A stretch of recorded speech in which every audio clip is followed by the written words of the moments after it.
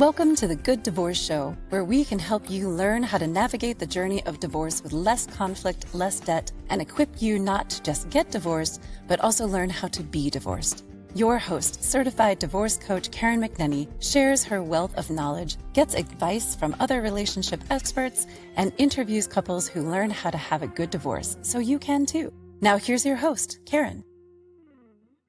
Hello, listeners. Thanks for joining me again this week. I'm Karen McNenny, your good divorce coach. And we are here today to talk about how to just have more successful, high functioning families post divorce. And are you wondering, what's it going to be like when I fall in love again? What's it going to be like when my children's other parent falls in love? What's it going to be like if there's new kids that grow in our family? How are we going to navigate all of these new relationships and the complexity of a family that is growing beyond the bounds of our nuclear family that we were married? Well, you're tuning into the right episode because we're going to answer some of those questions today with Jeremiah Wallace.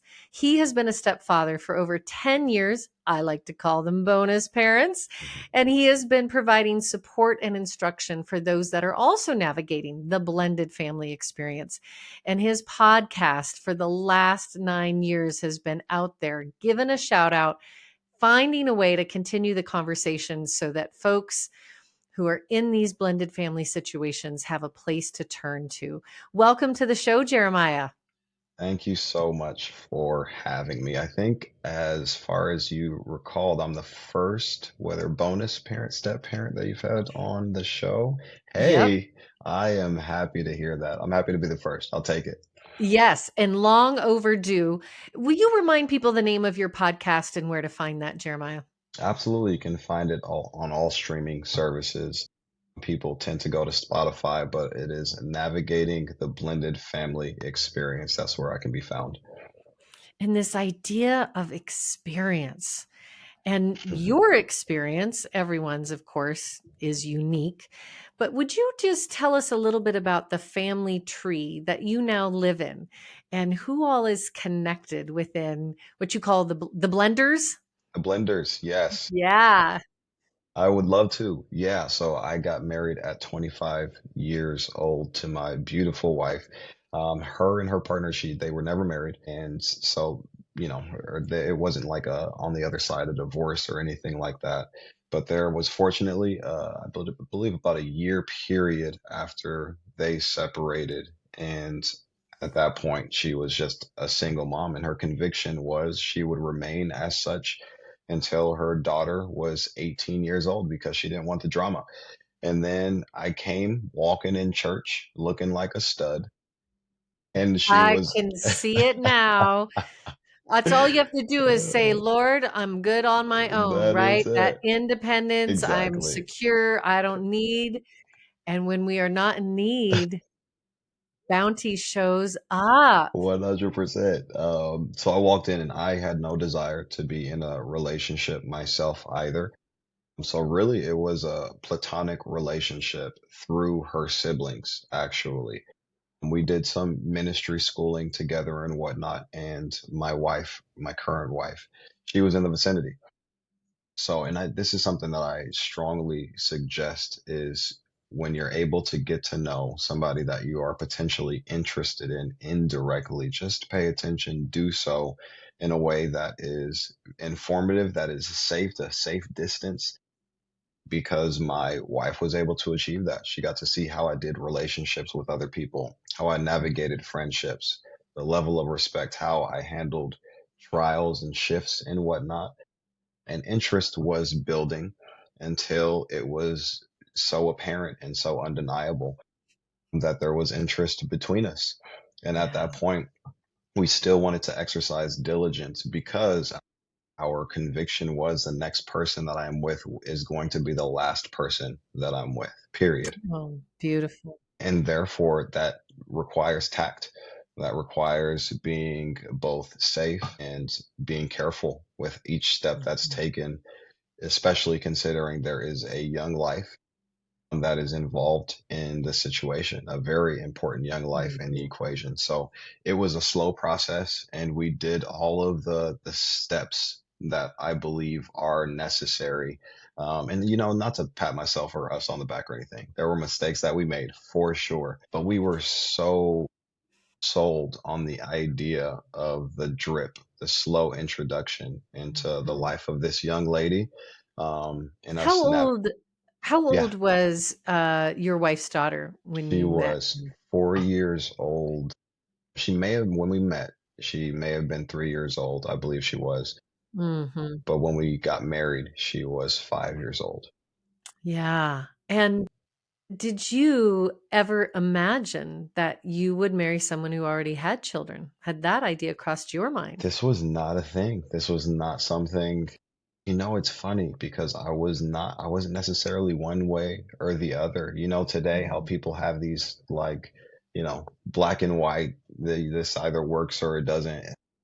It was a different time. We just either we like each other, we have some respect, we have a lot of things in common, and we can proceed. So it wasn't necessarily something that was on or off my radar. I just wanted a good woman and one that was not too hard on the eyes either, and that was achieved. Check, check, and Check, she came check. with a bonus child, She did. and then you're insta-dad. I'm insta dad. Yep. Yeah. Yeah. Can you Yeah. talk a little bit about what surprised you and what you discovered in those Mm. early days, months, years of I mean, those of us who are biological parents, we get to kind of lead up to 4 and 5 Yeah. years Yeah. old. We got to warm up, but Yeah. and it's coming. But Hmm. boom, there you are. What surprised you? The amount of insecurity that I had, how Mhm. insecure I was, because coming into this dynamic, what it does is it provokes every weakness and potential failing that you may have. And I'll talk specifically about just the presence of another man. To be honest, obviously, I'm coming into this relationship, recording each other. I am processing as best I am, counting the cost concerning what it means to be a stepfather, a bonus father. That means that there is going to be another individual that is an outside piece, an important outside piece in our lives, potentially for the rest of our lives. Well, it And typically goes that way. If you intertangle your yeah, DNA, you better pack a lunch because you're yeah, in that forever, right? yeah. Graduation to grandbabies and beyond, funerals and weddings. So, no need to blow that up on the way out the door. You're going to need to have some intact. And from what you're telling us, it sounds like your wife's the father of Yeah. her daughter was present in the same Hmm. town, in the same way. Were they Yeah. sharing a residential schedule? Yeah. So there Okay. was some custody agreement. I believe at this point it may have been either 60-40 or 50-50, but it was fairly civil, not the most civil. There was a point where there was a phone call that transpired, and this is something to be aware of for those that are either functioning as bonus parents or their bonus parents prospects. Most divorces and separations, things of that nature, they get really ugly, and therefore there's a Mm. foundation of dysfunction. So there was a point where she received a phone call, and for close to no reason, he started cursing at her because what he was doing was revisiting the familiarity that's present in that relationship Yeah. and the person that he used to talk to. She was no longer, at this point in her life, the person that he knew when they were in a relationship. He was talking to former Margot. Yeah, Um, we recycle these hmm. patterns, the Yeah. patterns of the relationship. Of course, they're going to show up in the divorce. It's the Hmm. same people Yeah. with this, and even if we grow and evolve through it, and I hear you saying that about your wife, Hmm. but the relationship has changed, and you're no longer an intimate, bound partners to each other. Now Yeah. you're in the business of raising your child together, Yep. Yep. and you're right. He's going to be. Can you go back to this sense of insecurity? I took you Yeah. down a little rabbit hole. We're going to go all over the Yeah. place Yeah. today, Yeah. Jeremiah, but 100%. I think this is really relevant. And I don't know if it's more gender based, but well, I don't know. I do not think it is. I think that again, it's navigating the blended family experience. Experience is, nondescript for a reason. It's because we Mhm. all have experience based on our own context. But for me, again, another man being present, there was just something about coming into family. My expectation, while it wasn't concerning whether my wife was going to have a child coming in or not, it was really just the opportunity to serve, to love, and to protect my family without outside influences, to be honest. Yeah. That Yeah. was my hope because I had a lot of dysfunction growing up. I had a lot of outside influences that compromised my family. So, what I wanted to do Mm. was to lead and protect well. Blended family doesn't really, you can still do that. But please know that there are outside forces that are Yeah. very important, like integral in the process. Um, there was the provoking of that, the presence of another man, and therefore just lies concerning preferences and things of that nature that she wasn't displaying by any means, but they're just random thoughts that come that are just unfavorable Hmm. and unwanted. And then there's the insecurity of connection with the child. Your Hmm. stepchildren, your bonus children are going to have preferences. They are. That's just how it is. Yeah. They are going to prefer their biological parents. They're going to prefer the person that you are in a dating or marriage relationship with. So when things go bad, they're going to want to run into their laps. When things are exciting and they're really just worked up, they're going to want to run to them. So oftentimes you are not the person, you're not the go-to individual. And it feels as if you're constantly, whether being underlooked, your efforts aren't Hmm. really being recognized for what they are, even for how difficult it may be to come to a point where you're making yourself available and vulnerable for this child and in this situation. So it's just this constant, just just a rubbing, just a real, like with sandpaper. You're trying to Mm. come with a heart of flesh, and you're met with sandpaper. Oh, And you yeah. have the opportunity to either get hardened or make the choice to remain soft, knowing that at the opportune time, at the right time, things are going to align as they should. You talk about, I would use the language kind of the long shadow, like the investment Yeah.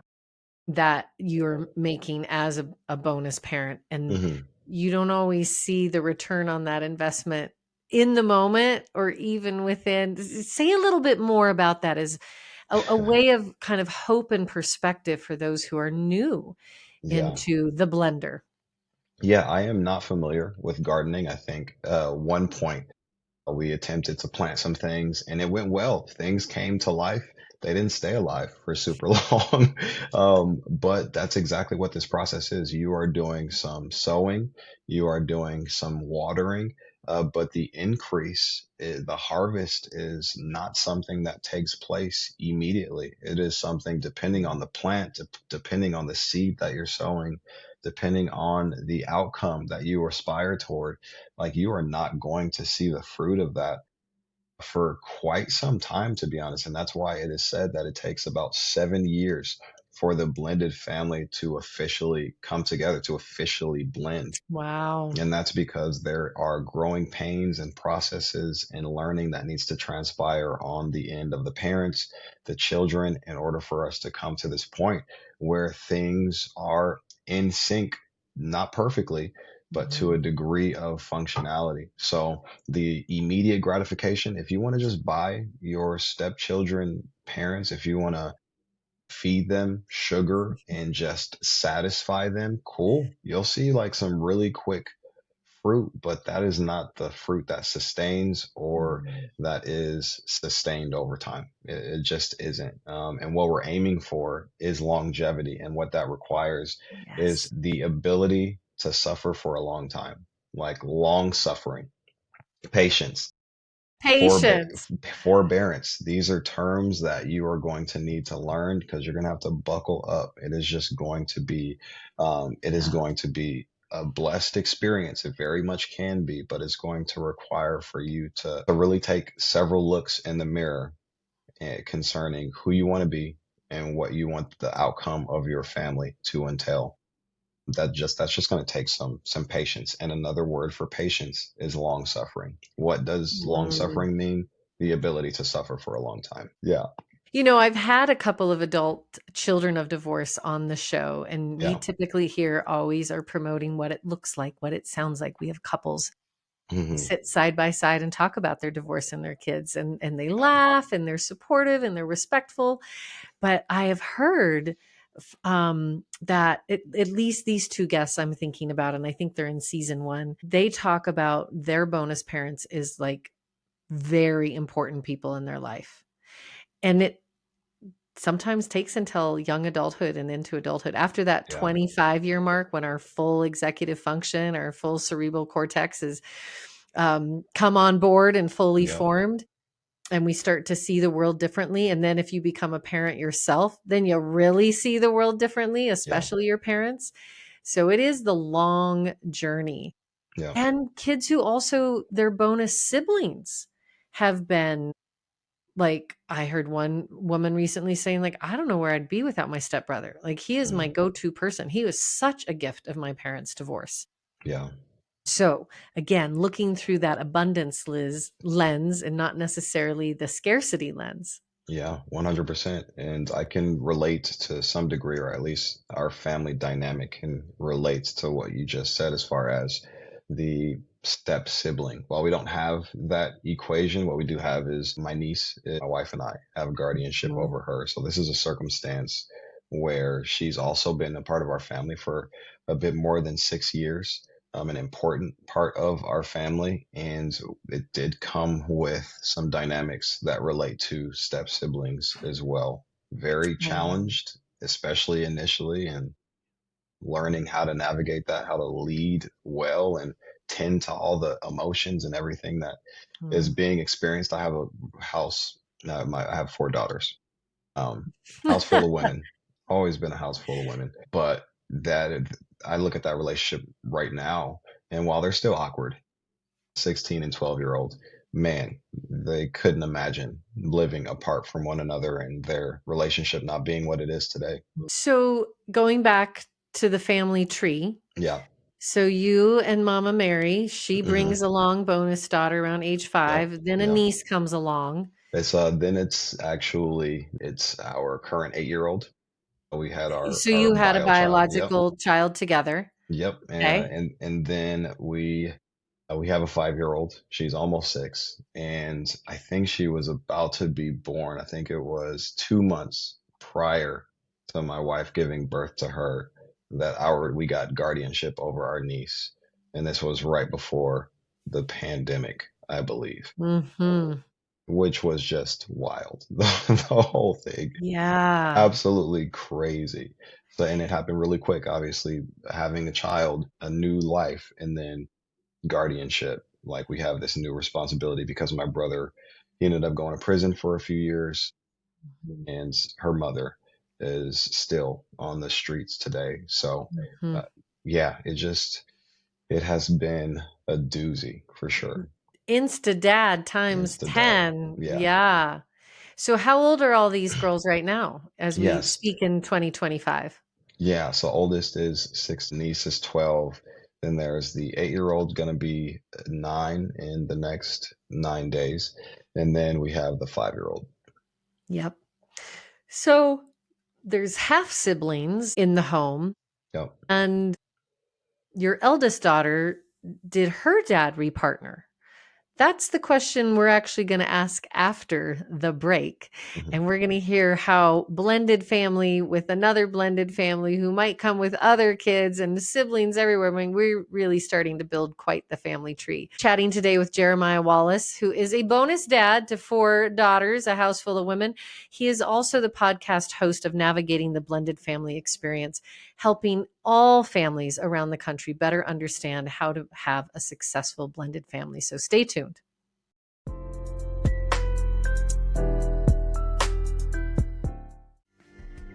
Are you thinking about getting divorced? Before you call a lawyer, call the Good Divorce Coach, Karen McNenny, a certified divorce counselor, co-parenting specialist, and mediator. Karen's signature Good Divorce experience will guide you through your divorce journey, from the day you make that difficult decision to the day the decree is signed, all for a predictable fee. The Good Divorce Coach will teach you and your partner how to get divorced and be divorced with less conflict and less debt. Visit thegooddivorcecoach.com to get in touch with Karen. Now, back to the show with Karen.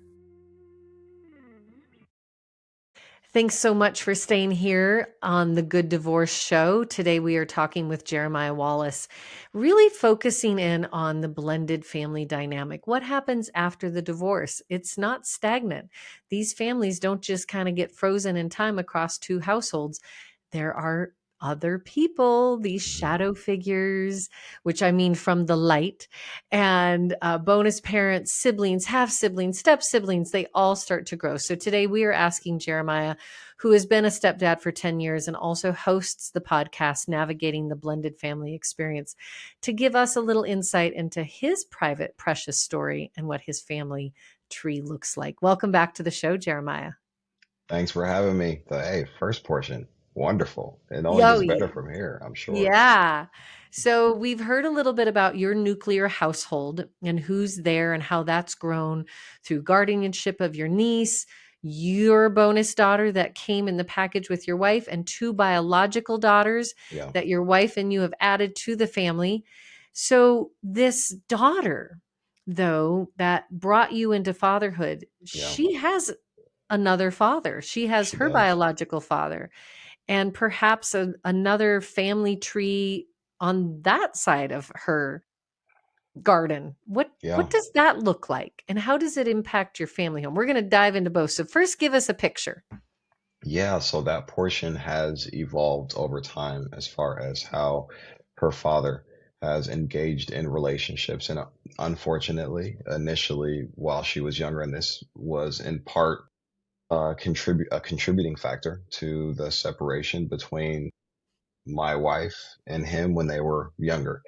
And Right, that and not being married, not but married. had a child together. It's still a bonded partnership, right? Exactly. Bonded relationship. Exactly. But there were just a series of relationships, and this impacted my stepdaughter. And that is why my wife, when they were again together, made the decision that she made. But this proceeded even after we entered into a marriage relationship. And Mhm. what it did essentially is it was a revolving door of individuals in her life, and that created attachment issues, so that she would get attached to this one lady, she would grow close to her, and then all of a sudden she's gone, absent of context. And that's one of the worst parts about it. Oh, the Without the opportunity, disappeared. disappeared. And my No wife, she, closure, and yeah, these were partners that her father was yes, kind of cycling through relationships. yeah, And when the grown-up is cycling through relationship, the child is also cycling through those relationships. 100%, And you might have had the big blow up in the parking lot, the phone call, the breakup, all the reasons, and said your goodbyes in whatever way, but it's like a disappear. We refer to this as ambiguous loss. yeah, And it's very hard, especially as a young person, but for any of us to negotiate ambiguous loss. Divorce also falls into the same category. yeah, When we can manage the loss and the closure, that's one thing. But individuals who've lost family members to war and maybe their bodies haven't been recovered, or in a recreational accident on a mountain and a river, when we yeah, don't have closure. And divorce is that weird place too, where you're gone, we're done, I'm grieving. Oh, but I have to text you every day about where are the soccer cleats and who's doing the carpool. yeah, So we live in these two worlds. And so hmm, that child who's living in both homes of their world, these people who are cycling through, and as you say, when they don't get to say goodbye, there's not an ending, that can really, really impact, as you said, their attachment yeah. styles and their mental health. Yep, 100%. And fortunately, we're able to recognize this. It's not something that you can necessarily have the authority to speak into. You Right. can probably do some insinuating concerning how it may be affecting the child, but the primary reason there's even a connection that exists is for the sake of raising the child. It's not so that I can tell you how to live your life, Right. ultimately. So, um, So what does it look like on dad's tree now? Right now, there is some consistency. Again, with age, getting a little older, the series of relationships is just, it gets more unrealistic, fortunately. So there, it has been a Any set. any other children? There are, yeah. I'm not sure how old the oldest is. I think about 3 years old, potentially, maybe closer to four. And then there's a younger one. I think she's within a year, and so a Mhm. bit more recent. And that relationship, it's been consistent. However, they're living in separate places, so it's a little strange. The foundation gives off instability, and yet it remains. Not always when she goes over there every other week is she able to see her siblings, or her half siblings, or her dad's partner, but Mhm. there is some consistency that exists. So those relationships are there. Yeah. Well, it sounds like your house is the consistency for that Yeah, child. absolutely. And one good, solid, consistent parent is enough. Hmm. We like two, but one is enough. And what we're really striving for is good enough parenting. We're not going to be perfect parents. We're going to Yeah, wound our children. We're going to get it wrong, whether we're married or unmarried. This is the journey of childhood. And then we spend our adult life trying to unravel the wounds of our childhood, the yeah, traumas, the stories, the family of origin baggage that comes along with us. But it sounds like you're creating a beautiful world of consistency for all four of your daughters. What a gift. yeah. And I fortunately we're in a great position to do a bit of that unraveling or providing Yeah. context now. And that's one of our favorite parts about the role that we play in the lives of our children, especially the older two, considering the things that they've gone through and the things that they go through, because they are Mhm. still exposed to these environments and often individuals that they love deeply, but they Yeah. exude dysfunction and inconsistency, to be Right. honest. There Yeah. isn't always the promise of, hey, I'm going to pick you up. That is not always followed through, unfortunately. Mhm. And what we can do is sit down and empathize, not bash, and then we can provide a bit of context. We can even give them insight as far as how they're being affected Yeah. and what some of those outcomes, what that may look like. Why do you think that you feel you are more comfortable to fall apart in this environment than you are in that one? You feel like, I doubt that there's even been an objection, or let alone an emotional explosion when Mhm. you're on that side of the family. That's because It's there's not already safe. it's not safe. There's already disorder, there's already inconsistency. Therefore, you have to assume this posture of stability, and therefore you're bearing the weight Mhm. of dysfunction to a degree. But here, where things are safe, you're falling all over the place. I'm just like, who do you think you're talking to right now? And that's just because you have room to fail. Yes, and to have big emotions because it is an emotionally safe environment. Yeah. I'm curious, Jeremiah, if you could do some training, if you Hmm. will, to the biological fathers out there Yeah. who are going to have a Jeremiah Wallace walk into their life. A good man, a loving man, a solid man, someone who is going to love the mother of their shared child. Yeah. What advice, do's and don'ts, would Yeah. you give to those biological fathers to help in the world of the blender? Yeah. 100%. What I would suggest is inserting yourself in a way that is respectful and that considers your child first and foremost in all decisions that you're making, because again, they are central. They become the connection point for a conversation or an interaction taking place, even to begin with. It's not your ex, it's your child. Yeah. Now that's the intersection. So because you love them, because you care about them, it is important for you to approach this new individual not with a defensiveness, because that is oftentimes not going to serve your child. If you're right off the bat like a rabid dog and a mailman's coming up and you just want to, it's intruder, we're barking, like my first instinct is get rid of him. That is not going to serve your child. Ultimately, it can actually do some major damage as it Mhm. affects your ex, who then affects your child. Maybe this is a good man. And fortunately, I can say we're almost at our 11-year anniversary. And I can say at this point, I'm a good man. Yeah. Take my scenario, for instance. Let's suggest, or, let's assume he means well. You can approach him respectfully. Hey, this is who I am. And who are you? Who are you? Like, Be let me curious. just be curious. Who are you? Yeah. What is, like, not entirely about the relationship, not just like, what's your background? What have you been through? Can you look this man in the eye? Does he shake your hand firmly? Does he speak to you respectfully? And if you can approach again the situation with safety, with care, but an assertion as well, like knowing, hey, I'm not going anywhere. I want to know, or if you're going anywhere, you can Yeah. read these things as a result of that interaction. Stay present, stay available so that you can be exactly who you need to be for your child. But if you take Mm. either the passive role and you're hurt by the fact that your ex is looking into another relationship, is now connected with somebody else, harm will be done. Or if you take the opposite end, you're on the opposite end of the spectrum and you're just like, whoever it is, I don't like them. It is going to harm your child. It's not going to serve this process that is almost guaranteed to happen in some capacity. It's better for you to be in the know than for information to be hidden from you because you're not a safe place. Yeah, absolutely. And this idea of starting from a place of curiosity. I always say curiosity before criticism. Hmm.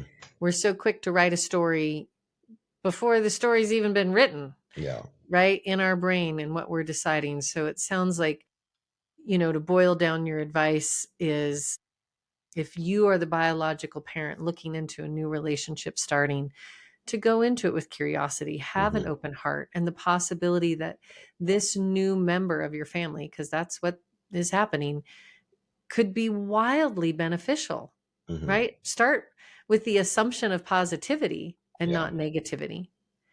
Now let's flip the coin from that person and how they welcome the Jeremiah into their life. But how do you, especially because you have your own children in the home and you have a stepchild in the home who has another parent and these like all your kids, my kids, how do we discipline? How do we celebrate? Like, Yeah. what is your role to dad? And is it different amongst these four girls? Uh, Or do you put on your dad hat and drive? yeah. And, because again, it's an experience. It is nuanced. It is very different concerning what custody looks like right now for us. I mentioned the 50-50 before. That's not the case now Mhm. because of the father of my stepdaughter. He didn't have the capacity to do it anymore. Yep. And therefore that required us to transition. I can't recall the percentage right now, but it's every other weekend. Yep. And then About for 97%. just about, yep. And And 3% for the other parent.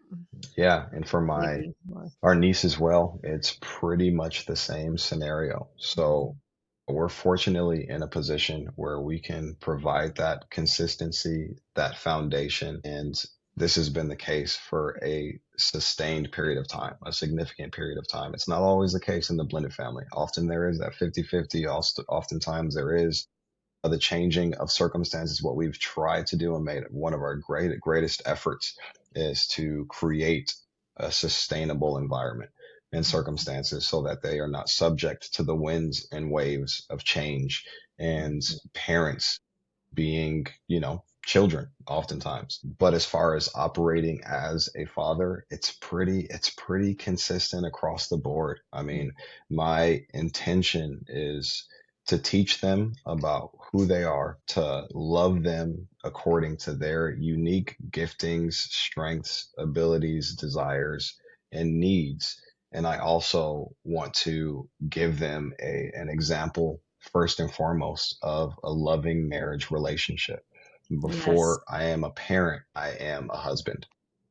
I prioritize my relationship with my wife before my parenting relationship because my ability to parent and who these children will be, a part of their foundation, an important part of that will be the illustration of the relationship between myself and my wife and their It's mother. beautiful.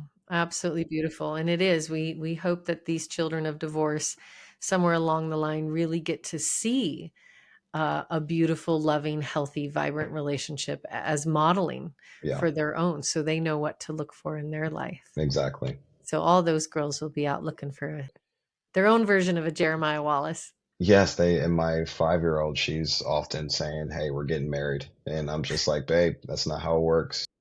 But it's just like that's one of the highest compliments. I think it Yeah. was almost a year ago, my 8-year-old, she was just talking to mom, and my mom is a big recorder. Whenever the girls are doing something, saying something, she's so sneaky with pulling up the phone. Yeah. But she was just saying, the person I marry, I want him to be, I want to be like dad, Yeah. and listing all these traits. And that is one of the highest compliments. And it's something that happens not because I'm so good. It really does have a lot to do with loving them well and then just being consistent. Yep. So, where do people just botch it? Before we wrap up this conversation, I want Yeah. to hear on both sides, the biological parent, the non-residential parent from where you're at, and the step parent, and like, just where do people get it wrong? I am big on people doing their homework. I'm all about the pre-work. What does courtship look like? What did it look like during your off season when you were either single or you were a single parent? As I mentioned, my wife, she had a year of being just a single mother and an expectation to remain in that state for a Mhm. significant period of time. For me, I hadn't been in a relationship for years, and that allowed for us to come to that point, that place where Mhm. we were like, hey, next person I'm with is the last person. However, when people are going from relationship to relationship, when people are coming out of a divorce or a separation and they are enthralled by this individual that's come along and they're cute, they're affirming them, they're saying the things that their spouse or their significant other didn't say, and all of a sudden they're just in this You get swept whirlwind. up.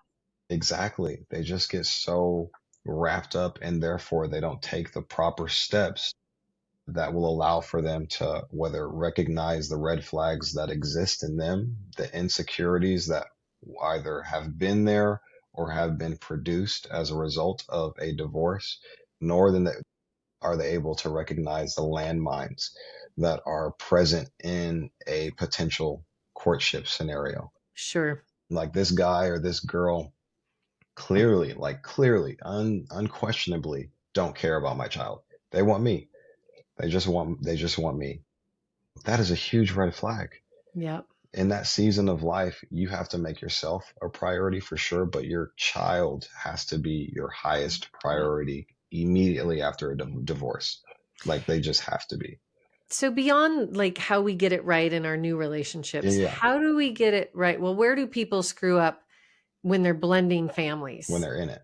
When they're in it. And now Yeah. we've got step parents and biological parents, and a child is there in that home and then come, which is not necessarily your story right Hmm. now, but you talk to lots of people. And I'm Yes. sure you've heard, the cautionary tale of overparenting, underparenting, Hmm. stepping in your wrong lane. Like, what are the cautions Yeah. that you would give to all of our listeners who are, facing an integration into one house in a blended family, or believe that someday, or they're already in it? Where are the landmines? Absolutely. And I alluded to it earlier, but what are you prioritizing when you are in your relationship? And I think it's different. I honestly think it's different when you are dating versus when you're married. When you're married, you're communicating, hey, this is a lifelong thing. It's a different, it needs to be said that it's a different thing when we just move in together and our Mhm. contract with one another is kind of vague.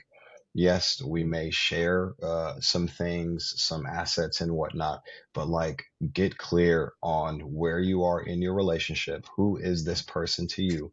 Your child must be informed as far as who this individual is to them. Like clarity is key, and that obviously requires communication. So there should be no questions that are off limits. There are no subjects that can't be addressed between the two of you, and in some way, shape, and form, those same issues should be addressed with the child as well. And I would add age appropriate language, Age age appropriate. appropriate information. Exactly. Grown up Exactly. things stay in the grown up closet. But 100%. absolutely, when we can inform our kids, again, it releases anxiety. They have less questions and less unknowns. Yes. And to That the is point where beautiful. during our process, we even sat down with her. We were at a park. She was sitting in a swing. We have a picture of it. Like I said, my wife is a stalker. She just takes pictures. But I asked her, "What do you want to call me? Like, what do Oh, you who?" yeah. And Beautiful. it's just those baby steps that show a respect and allow for this information to sit and settle in their hearts and minds so that they can assume the role as you assume the role. But you Mm, begin to operate in that first. There's just too much vagueness. There's too much gray area. There's so many, like, the pitfalls often come from a lack of clarity as a result of a lack of addressing really, really, really important subjects. So, as far as the pitfalls, the missteps, they are going to come about as a result of a lack of communication or mhm. ignoring matters that should not be ignored. When a red flag pops up, hey, like, it's not like, oh, I'm gonna run. We're not gonna do the No. avoidant attachment of, hey, you did one bad thing, therefore you are my ex and I'm out of here.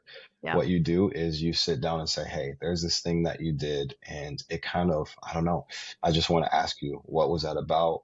Why did that happen? What does it stem from? And then you can process it together. But if you are unable to process it for whatever reason, then at that point you have information and further context concerning how you proceed forward. And you were going to say something. Well, I love just this moment of, asking the child, how do you want to address me? Not Hmm. just kind of waiting and nobody knows, like you said, like being clear, like leaning into it. We're not going to pretend that this isn't going to be a deal. Yeah. It's a deal. Yep. And a lot of times through the good divorce experience, we'll talk about where are the areas where we can do it with the kids, not to the kids. Exactly. So, what did you and your stepdaughter come up with? Yeah, I gave her a ton of different options, but she landed on Papa. She calls you Papa. She calls me Papa, and she's been calling me Papa for the last 12 years. And what does she call her birth father? She calls him Dad. Yep. So she is Absolutely. dad and Papa. And your other daughters in your home? What Yeah, do they call you? it's a combination. It's a daddy. It's Papa. It's Mhm. Papacito whenever I bust out a salsa. Yeah. And it just a number of names, but it's really important for all of our girls to feel as if they are, I'll say, a Wallace. They're part of the family. This is, Yeah. I know they Team may have Wallace. different, the oldest, she does have a different last name, but you need to know you're a Wallace. Like, I am Hmm. raising you as such, and this is not something that Yeah. changes, whether because of your last name or what's going on the other end. And how does your niece refer to you? She also refers to me as Papa. Yep. Yeah, Yeah. Language really matters. it does. We're not broken homes. We're not broken families. We're just families that live across homes. The Yeah. marriage is different than the family. The Hmm. marriage broke, the marriage dissolved, that ended, but the relationship between these parents never ends. And Yeah. the family, that garden, as you've demonstrated today, lots of, maybe it's an orchard and there's a lot Hmm. of family trees, and Yeah. our little juicy oranges of children and apples, they move from tree to tree, and some have more sun, some have more shade, some are bigger, some are smaller, and to be really thoughtful about their experience Yeah. when they are moving between homes. It's not something that the parents typically have to do unless they choose nesting, but it's a big shift to move between habitat. It's When I giant. visit friends in Alaska and then I go visit my friends in Florida, it's wildly different. I got to pack different. I'm going to behave different. My Yeah. days are going to be different. 100%. It's the same thing between our homes. Yeah. Jeremiah, as we wrap up our really rich conversation today, what do you want to leave our listeners with as they think about the Blenders Club? Yeah. I would say that you're valuable. I want you to know that regardless of what stage you're at, whether you are a bonus parent, whether you are a biological parent, you are in the midst of a divorce or you're well on the other side of it, it's important for you to know that you as an individual are significant. Not Mhm. everything and everybody has to come before you. That is just so important. Obviously, there are nuances in life and the way in which things should be navigated, but at the end of the day, you are an important individual. So as you know that, you can work from that, you can serve from that, you can love from that posture, and then we get a little harsh. You learn to be an unoffendable person. Yeah. Just you know, you should aspire toward being unoffendable, because if you get to that point where you are quick to forgive people, if you are extending the benefit of the doubt constantly, even toward those that are clearly functioning as adversaries toward you, that not only creates freedom for yourself, but it creates freedom for your children to actually be children, because they will be burdened by the things that you're burdened by, whether consciously or subconsciously. So just know that you're valuable. Aspire toward being an unoffendable person, someone who is free and quick to Mm. forgive others as well as yourself. And man, it'll be a blessing. Oh, that is just such beautiful words coming to us today from Jeremiah Wallace, professional stepfather. He's Come on. got 10 years under his belt. And a really beautiful story that you've shared with us today, and the things that you've learned in chatting with your guests on your podcast, Navigating the Blended Family Experience. Thank you so much, Jeremiah, for being here. Of course, it was awesome. Appreciate you, Karen. And listeners, I want to congratulate you for taking time to be a student of your life and to learn how to be a more high functioning family. Regardless of what your family tree looks like, we can all learn. And when I think it's Miss Maya Angelou, when we know better, we do better. Mhm. So thanks for hanging out here with me, Karen McNenny, your good divorce your good divorce coach here on the Good Divorce Show. And I just want to remind you, everything will be okay in the end. And if it's not okay, it's not the end. Thanks for listening. Do you have questions or thoughts about this week's episode? Let us know by following the Good Divorce Coach on Facebook and Instagram at Good Divorce Coach, and leave a comment. And be sure to tune in every Monday at 10 a.m. Pacific, or listen anytime wherever you get your podcasts.